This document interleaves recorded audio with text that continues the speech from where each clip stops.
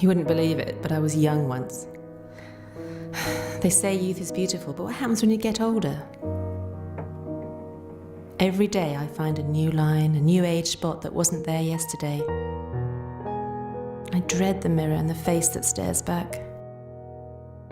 I'm dying a day at a time and there is nothing I can do about it. What a future.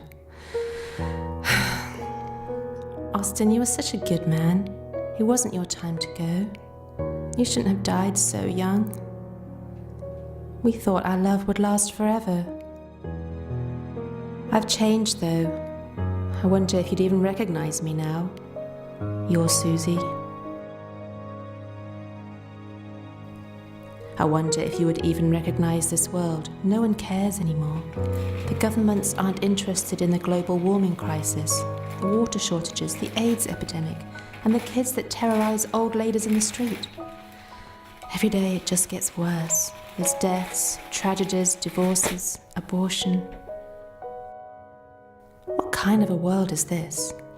A world breaking at the seams and held together with band-aids. Maybe it was good you died so young, Austin.